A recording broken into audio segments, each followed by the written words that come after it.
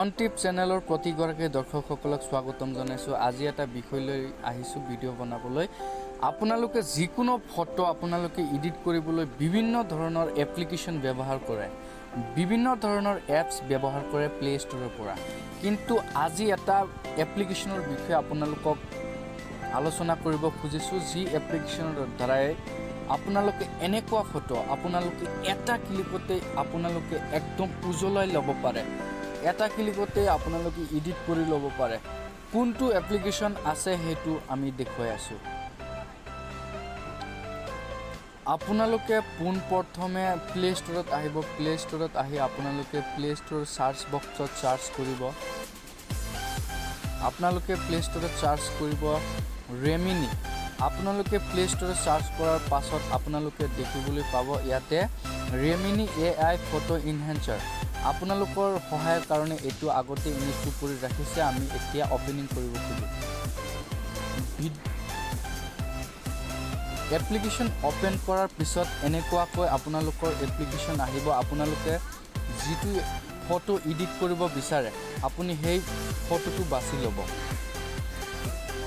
এক্সাম্পলৰ কাৰণে আপোনালোকক দেখুৱাই আছোঁ, যেনেদৰে এই ফটোটো আপোনালোকে এডিট কৰিব খোজে।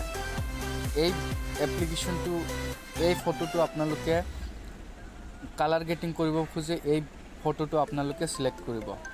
চিলেক্ট কৰাৰ পাছত আপোনালোকৰ এপ্লিকেশ্যনত এনেকৈ খোল খাব।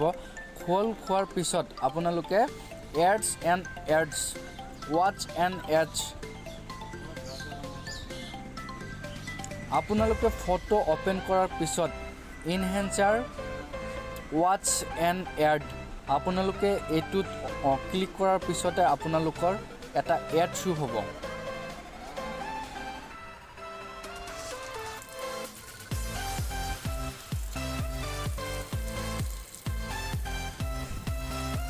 এনেদৰে ফটো অপেন কৰাৰ পিছত আপোনালোকৰ এটা এড আহিব। এড যোৱাৰ পিছত আপোনালোকে ফটো এনেকৈ আহিব।